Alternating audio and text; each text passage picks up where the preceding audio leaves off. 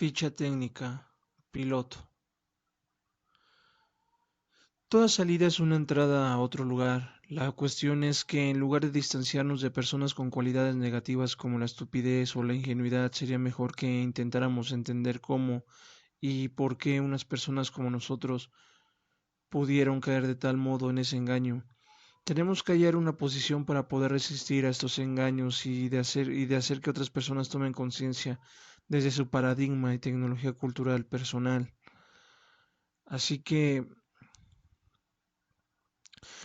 los hábitos corporales también forman tejido con otros de las personas con las que se convive. Aquellos modelos que exigen el trabajo pueden o no conectar con ellos, no podía ser de otra manera. Para hablar de trabajo corporal necesitamos comprender algo más que lo que ocurre mientras el ser humano se convierte en un capital variable y que la gente se cultiva estéticamente a buena medida porque se considera que invierte en un mercado de valores sexuales, matrimoniales y también profesionales. Cada ciudad, cada norma social establecida establece unos valores y olvida o reprime otros. Esos valores establecidos permiten que los individuos se comparen y establezcan transacciones entre ellos. Se puede decir que incorporar el capital erótico, medirnos desde él, pero ¿podremos prescindir de él y medirnos según el capital político o el cultural? Una vez decidido qué valor convertiremos en referente, debemos considerar que los individuos pueden adquirirlo y que tenemos un estándar susceptible de captar dicha adquisición. Cada institución social y cada uno de nosotros puede dar una respuesta diferente a esta cuestión. El problema requiere una revisión histórica que considero para ello no basta con aumentar la dotación económica de los desfavorecidos, sino que se requiere una pedagogía racional que se lleve a la práctica para neutralizar desde el jardín de infancia hasta la universidad la acción de los factores sociales y desigualdad. Y así es que esto es un relato histórico del ser humano, un montón de rebeliones, asesinatos, matanzas, revoluciones y destierros, justamente los efectos peores que pueden producir la avaricia, la parcialidad, la hipocresía, la perfidia, la crueldad, la ira, la locura, el odio, la envidia, la concupiscencia, la malicia y la ambición en conjunto de vuestros semejantes. Es la raza de odiosos que se arrastran por la superficie de la tierra y con ello se entra en que la garantía absoluta de que todo está bien así y que con la condición de que los sujetos reconozcan lo que son y se conduzcan en consecuencia, todo irá bien. La lejanía social de una práctica puede impedir que se configuren esperanzas subjetivas, los fracasos corporales si se cuestionan los patrones de belleza o la posibilidad de alcanzarlos, si el atuendo se embrolla en signos sin significado social, o si la apariencia física se rechaza como identidad, parece difícil que se extiendan mercados donde el capital erótico encuentre su recompensa. Es por eso que lo que el neurótico no puede soportar es que la idea de que el otro se esté aprovechando de su sacrificio. El neurótico, sobre todo el obsesivo, está dispuesto a sacrificarlo todo con condición de que el otro no se aproveche de ello, de que no le saque rédito al goce sacrificado, de que no goce en su lugar. A veces la terapia psicoanalítica debe ayudar al neurótico a dejar la culpa al otro, a dejar de culpar al otro, la sociedad, los padres, la iglesia, la esposa, de su castración y en consecuencia de dejar de tratar de que el otro le recompense. En la estrategia de culpabilización del otro radica también la más grave limitación de la política posmoderna de la identidad, en la que la minoría desposeída cae en un resentimiento que le lleva a culpar al otro y tratar de que éste lo recompense. Así que en la dialéctica, tomemos el ejemplo de la dialéctica del amo y el esclavo. El esclavo malinterpreta que el amo acumula el goce y le arrebata robándole pequeñas migajas de goce, esos pequeños placeres que la conciencia, si se le puede decir, que puede manipular al amo como éste lo ha manipulado a él. Tolerados en silencio por el amo, no solo no representan amenaza alguna para este, sino que de hecho constituyen el soborno libidinal que mantiene la servidumbre del esclavo. En suma, la satisfacción de saberse capaz de engañar al amo es precisamente lo que garantiza la servidumbre del esclavo.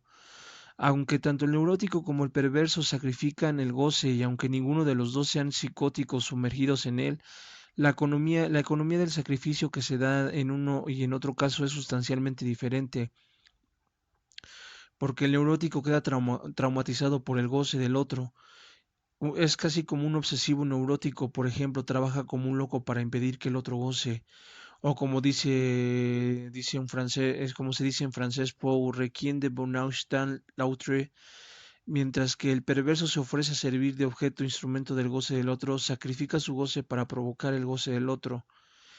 El obsesivo no para de hacer cosas, de contar historias, de presentar síntomas y una larga lista interminable, para que todo siga como estaba, para que nada cambie de veras, de modo que el analista permanezca inmóvil y no intervenga en lo que más le teme al obsesivo, que es el momento de silencio en el que se revela la vacuidad y de actividad incesante.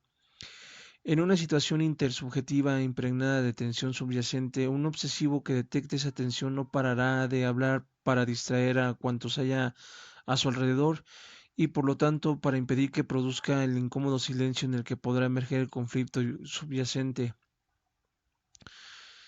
Aquí lo que importa, por tanto, es determinar con qué claridad, en qué y en qué consiste específicamente la perversión, categoría intermedia situada entre una psicosis y la neurosis, entre la forclusión y psicótica de la ley e integración neurótica de la ley. A menudo se considera que la actitud perversa en cuanto a significación del repudio de la castración puede verse como imán en defensa ante lo motivo de la muerte y la sexualidad. Ante esta amenaza, la mortalidad y la imposición contingente de la diferencia sexual, y lo que el perverso instituye en su universo en el que, como los dibujos animados en un ser humano, puede sobrevivir a cualquier catástrofe en el que la sexualidad adulta se reduce a un juego de niños, o en el que uno no ha de morir o elegir uno de los dos sexos. Ese sentido, el universo de lo perverso es el universo puro del orden simbólico, el juego del significante que se juega al margen de lo real de la finitud humana, esa concepción que se mantiene dentro de los límites del deseo, que considera que la ley y la finitud son los horizontes insondables de la existencia humana, la ley que eleva o se asume una prohibición simbólica, la barrera natural de la mortalidad y la reproducción sexual, sumamente extendida, pasa por alto el carácter único del circuito que une a la ley y al goce, a diferencia del neurótico que no reconoce la ley con el fin de gozar ocasionalmente con su transgresión, ya sea un tipo de masturbación o robo, dale el nombre que quieras, pero en consecuencia se obtiene satisfacción recuperando parte del goce que el otro le ha robado. El perverso eleva directamente el placer del otro a la autoridad de la ley, y el propósito del perverso consiste en instituir la ley, no socavarla. El masoquista, a lo contrario, común eleva a su pareja, él ama, a la condición de legislador a cuyas órdenes obedece. El perverso que obtiene satisfacción mediante el acto obsceno de instituir el imperio de la ley, es decir, la castración, reconoce que, por tanto, plenamente que la ley entraña un goce obsceno. En el estado normal de las cosas, la ley simbólica impide acceder al objeto incestuoso y por lo tanto provoca que se le desee. En la perversión es propio objeto, por ejemplo. Él ama el masoquismo, es el que hace la ley.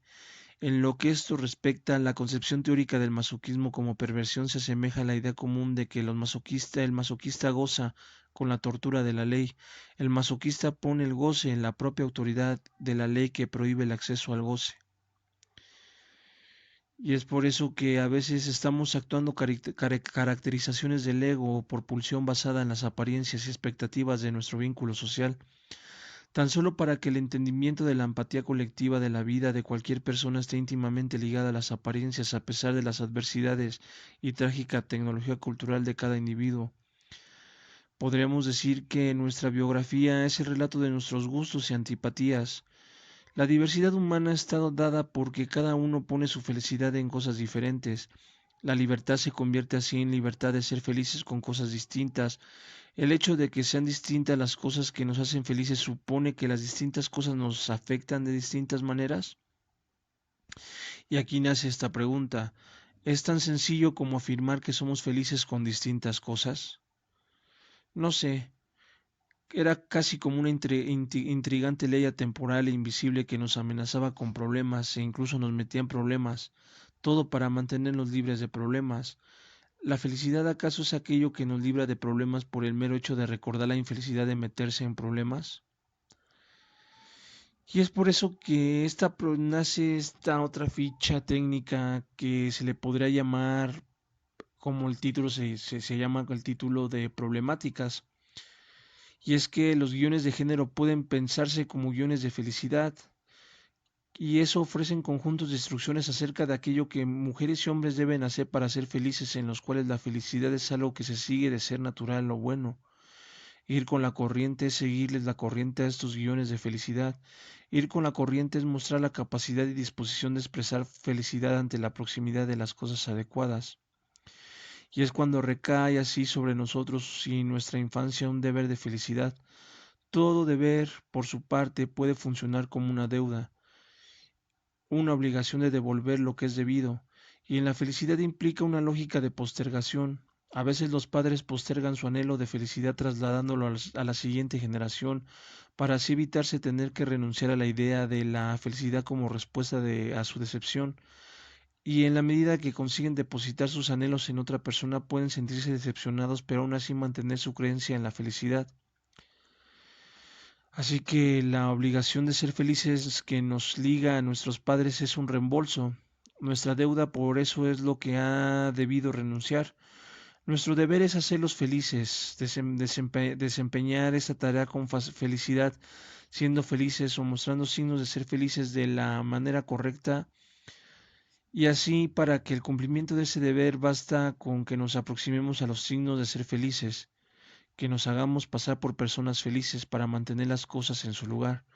De hecho, podríamos describir las genealogías feministas como genealogías de mujeres que no solo se negaron a depositar sus anhelos de felicidad en las cosas correctas, sino que además se atrevieron a manifestar su infelicidad con la obligación misma de que tales cosas debieran hacerlas felices.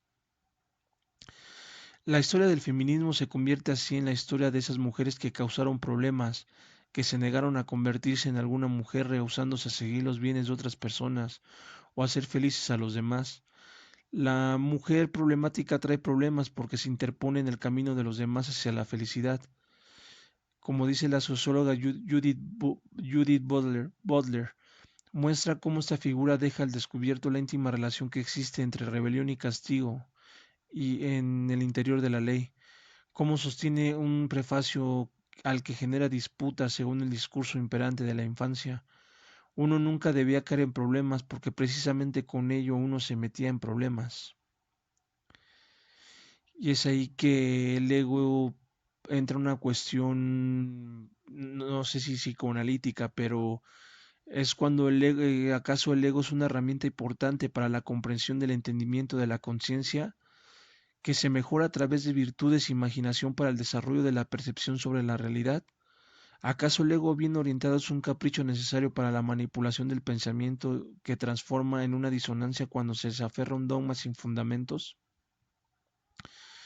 No sé, la verdad no sé, pero se los dejo a su imaginación, porque entra la siguiente ficha, habla de la curiosidad de la mente por ella misma. Y está largo, más o menos dura como unos 4 minutos. Y habla precisamente de la mente, ¿no? Por ella misma. Y es la ficha técnica dice así. La curiosidad de la mente por ella misma. Y con este tema cerramos. El interés por la mente ha acompañado al ser humano desde el principio de la historia documentada del pensamiento. Si el lector también siente curiosidad por lo que podría ser la mente, no está solo. Durante miles de años, filósofos, figuras religiosas, poetas, escritores han ofrecido descripciones de la vida mental. La mente pareciera tener mucha curiosidad por ella misma. Quizá esta sea la razón de que hayamos nombrado a nuestra especie Homo sapiens sapiens. Somos lo que sabemos y sabemos que sabemos. Pero ¿qué sabemos? ¿Y cómo lo sabemos? ¿Y cómo sabemos que pensamos que sabemos? ¿Podemos explorar nuestra vida mental subjetiva por medio de la reflexión y la contemplación? ¿Podemos acaso diseñar estudios científicos para investigar la naturaleza de la mente? Pero ¿qué podemos saber de la mente por medio de la mente? En los últimos siglos y hasta hoy el estudio empírico de la naturaleza de la realidad y la actividad mental llamada ciencia han intentado estudiar de una manera sistemática las características de la mente, pero como se ven en estos días y en estos tiempos, ni siquiera las diversas disciplinas científicas están interesadas en la naturaleza de la mente, que han establecido una definición común de lo que es la mente. Hay hoy en día muchas descripciones de actividades mentales como la emoción, la memoria o la percepción, pero no hay definiciones aún. Qué raro, qué raro podrías pensar, ¿no? Al oír esto, pero así es. Hasta puede que te preguntes por qué se usa el término mente si no está definido. La palabra mente es una especie de comodín académico para denotar algo desconocido, un término de referencia que carece de definición. Y hay quien dice que la mente ni siquiera se debería de definir. Como me ha dicho personalmente varios filósofos y psicólogos en la Facultad de Filosofía, en la UACM, como lo decía un maestro cubano, ¿por qué usar palabras para definirla? Limitaría nuestra comprensión. Y tiene razón, es sorprendente que en el mundo académico la mente sea objeto de estudios y debates muy detallados, pero no esté definida. En ámbitos prácticos que se centran en contribuir al desarrollo de la mente como la educación y la salud mental, la mente rara vez se define. Y en los talleres que participé en mis últimos días de clase, se hacía la misma pregunta a los educadores y los profesionales de la salud mental, que si alguna vez se les ha ofrecido una definición de la mente, y las respuestas eran sorprendentes. Más del el 80% de los alumnos que contestaban, que eran del 2 al 5%, aunque no sabían cómo definir la mente. No, de ese 80% no sabía cómo definir la mente. Y esto quiere decir que no solo hay más de un 95% de profesionales de la salud mental que no tienen la definición de lo mental, sino que también carecen de una buena definición de salud mental.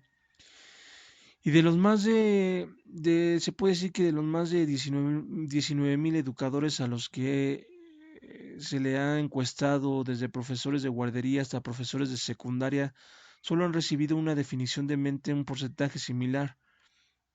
Esto quiere decir eso quiere decir y nace una pregunta: que ¿por qué intentar definir algo que parece ser tan escurridizo en tantos campos? ¿Por qué intentar verbalizar algo que simplemente puede estar más allá de las palabras, más allá de la definición? ¿Por qué no quedarnos con un término, pues, por decir así decirlo, como comodín, para los desconocidos y aceptar el misterio? ¿Por qué limitar nuestra comprensión mediante palabras? Son preguntas que en estos días no tienen respuesta, o no muchos se atreven a contestar, pero he aquí la propuesta sobre qué puede ser importante intentar definir lo que es la mente. Si pudiéramos ofrecer una respuesta concreta a la pregunta de qué es la esencia de la mente, ofrecer casi una definición de esta que no se limite a describir características como la conciencia del pensamiento o la emoción, podríamos contribuir de una manera más productiva al desarrollo de una mente sana en nuestra vida personal y de una buena salud mental, tanto en familias, escuelas, lugares de trabajo y en la sociedad general. Si pudiéramos dar con una definición de trabajo de la mente que nos fuera útil, podríamos dilucidar los elementos básicos de una mente sana y mejorar la actividad humana no solo en nuestra vida personal, sino también en las relaciones con los demás y la manera de vivir en este planeta que compartimos con el resto de seres vivos. También otros animales tienen mentes que sienten y procesan información y formas de percepción y de memoria, pero la mente humana ha llegado a moldear el planeta hasta tal punto que hay quien llama a esta era la era humana.